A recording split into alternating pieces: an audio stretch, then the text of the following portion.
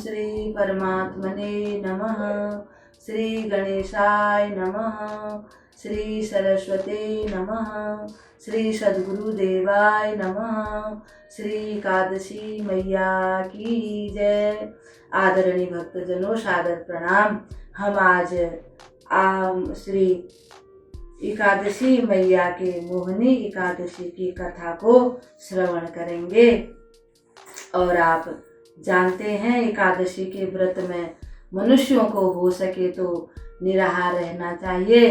अगर नहीं हो सके तो जल पी करके, जल से भी गुजारा नहीं होता तो फल खाकर, फल से नहीं होता तो दूध पीकर, अगर दूध से भी नहीं होता तो फिर कुट्टू आलू जो भी है एक टाइम पर उसका सेवन कर सकते हैं। एकादशी का व्रत सभी सनातन धर्म वालों को और भी जो भी हैं देश विदेश में, सभी को एकादशी का व्रत अवश्य करना चाहिए।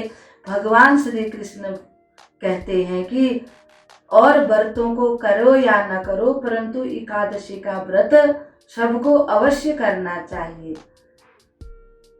साइंस के हिसाब से भी मनुष्य को पहले तो हफ्ते में एक दिन कुछ भी नहीं भोजन इत्यादि करना चाहिए, ताकि हमारी आंतें शुद्ध हो जाए, हमारा मन मस्तिष्क शुद्ध हो जाए, पेट को भी थोड़ा आराम मिले। अगर हफ्ते में न सही तो 15 दिन में एक दिन तो अवश्य ही मनुष्य को निराहार रहना चाहिए। ये साइंटिफिक भी एक बात कही गई है वैज्ञानिकों द्वारा, इसलिए मनुष्यों को एकादशी का व्रत अवश्य करना चाहिए। अब हम आपको आज मोहिनी एकादशी की कथा सुनाते हैं।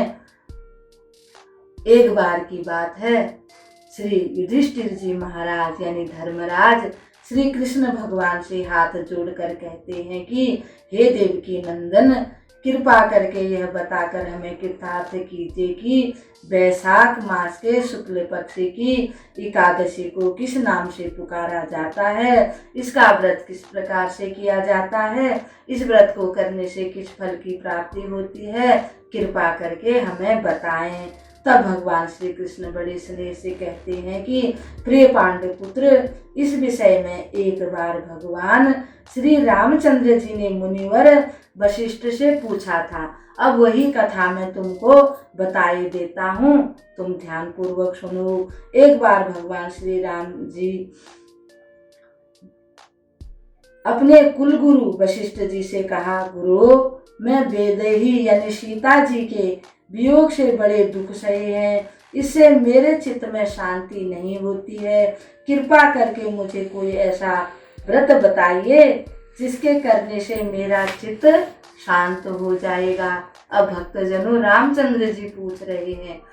वशिष्ठ जी कहते हैं कि हे राम जी, आपका नाम जप करने से आपके नाम की इतनी महिमा है कि हनुमान जी आपका नाम सुमरण करके समुद्र को पार कर गए थे।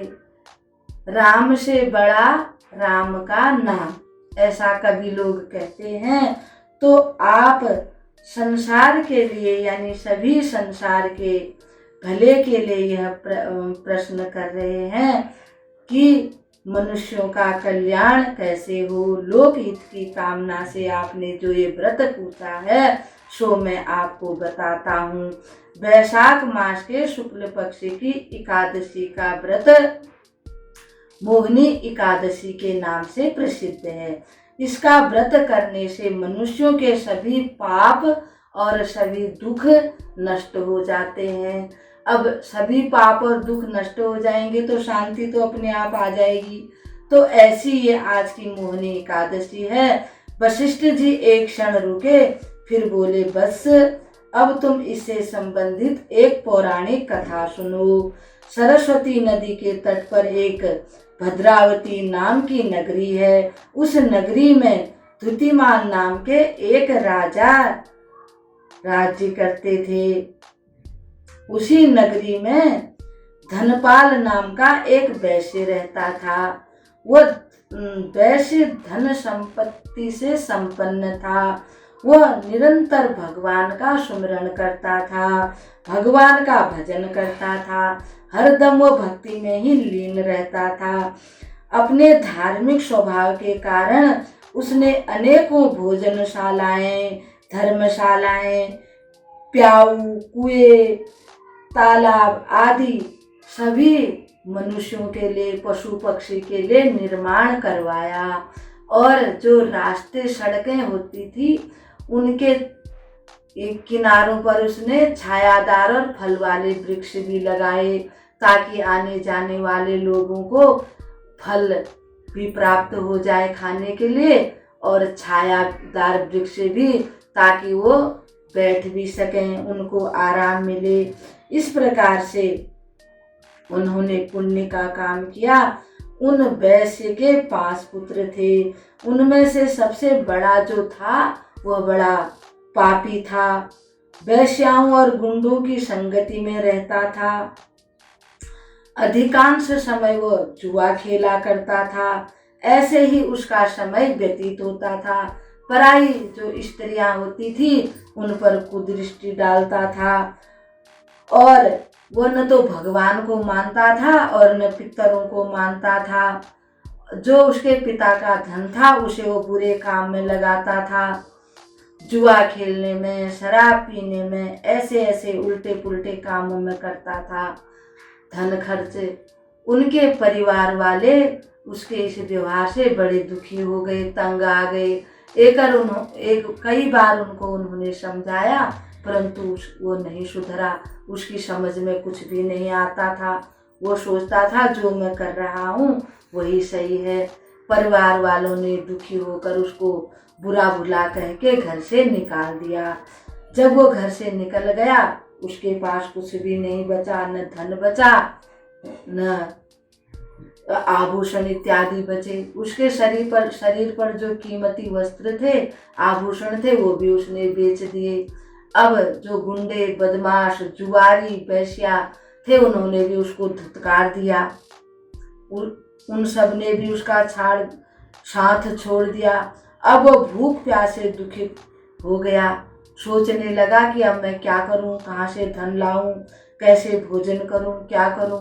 तो उसको लगा कि अब मुझे चोरी करनी चाहिए, और चीज़ तो मुझे आएगा नहीं, इसलिए मैं चोरी ही करता हूँ। चोरी सबसे सरल कार्य है। अब वह अपने नगर में ही इधर उधर चोरी करने लगा। कई बार उसको राजा के सिपाहियों ने पकड़ा, परंतु जो वैश्य था वह बड़ा धार्मिक था। उसका मान रखते हुए उन्होंने उसको छोड़ दिया, परंतु उसने फिर भी चोरी करना नहीं छोड़ा। वह पकड़ा गया। फिर राजा के सिपाहियों ने उसको कारागार में डाल दिया। वहाँ उसको बहुत समय तक बड़ी कठोर सजा हुई। जब उसने उस कठोर सजा को भुगत लिया, फिर राजा ने एक दिन उसको राज्य से, कारागार से भी निकाला और राज्य से निकाल दिया। कारागार से इसलिए निकाला कि उसका पिता जो धनपाल नाम का वैश्य था, वो बहुत ही भगवान का भक्त था, बड़ा सज्जन आदमी था। उसको मृत्यु दंड इसलिए नहीं दिया गया कि उसके पिता का सम्मान करते हुए उसको कहा कि तुम नगर से निकल जाओ, यहाँ से छोड़कर कहीं और चले जाओ। वह उस नगर को छोड़कर चला गया और एक बहेलिया बन गया। अब पशु पक्षियों का शिकार करने लगा। एक दिन उसको कोई शिकार नहीं मिला। भूख से प्यास से तड़पता हुआ भोजन की तलाश करने के लिए निकला, तो उसको एक आश्रम दिखाई पड़ा। वह आश्रम कौंडल्य ऋषि का था। वैशाख का महीना था। ऋषि गंगा स्नान करके तभी आए थे। उन्होंने अपने गीले वस्त्रों को पहले निचोड़ा, फिर उसको छटका के सुखाने लगे, तो वो छींटे उसके ऊपर पड़ गए। जैसे ही वो छींट उसके ऊपर पड़े तो उसका मन शुद्ध हो गया। अब तो वह हाथ जोड़कर मुनि से कहने लगा, हे मुनिवर, मैं बड़ा पापी हूँ। मैंने जीवन में कुछ भी अच्छा नहीं किया, पाप ही पाप किए हैं। कृपा कर अब कोई ऐसा उपाय बता दीजिए जिससे कि मेरे को इन पापों से मुक्ति मिल जाए, परंतु उपाय ऐसा बताइएगा कि जिसमें धन खर्च ना करना पड़े, क्योंकि मेरे पास धन नहीं है। ऋषि उसकी मर्माहत वाणी से पिघल गए। उन्होंने कहा, तू इस वैशाख मास के शुक्ल पक्ष की मोहिनी एकादशी का व्रत कर, इसको करने से तेरे सभी पाप नष्ट हो जाएंगे। वशिष्ठ जी राम जी को कथा श्रवण करा रहे हैं। ऋषि के कहने के अनुसार उसने मोहिनी एकादशी का विधि पूर्वक व्रत किया। इस व्रत के प्रभाव से उसके सारे पाप नष्ट हो गए, जल गए, और उसके लिए गरुड़ जी वहां पर आ गए और गरुड़ जी पर सवार होकर वह विष्णु के धाम को पहुंच गया। इसके महात्म्य की कथा जो कोई पढ़ता या सुनता है उसे 1000 गौओं के दान का फल प्राप्त होता है।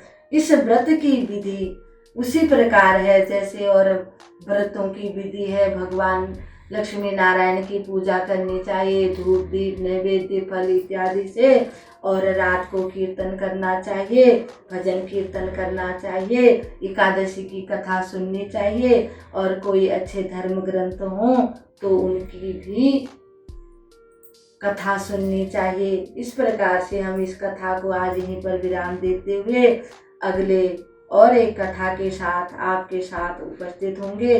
तब तक के लिए हम आपको नमस्कार करते हैं। मोहिनी एकादशी के व्रत में मोह ममता त्यागी जा सकती है, विष्णु भगवान का पूजन होता है और केवल गोमूत्र पी करके ही आज रहना चाहिए। ओम सर्वे भवन्तु सुखिना, सर्वे सन्तु निरामया, सर्वे भद्राणि पश्यन्तु, मा कश्चित् दुःख भाग् भवेत्।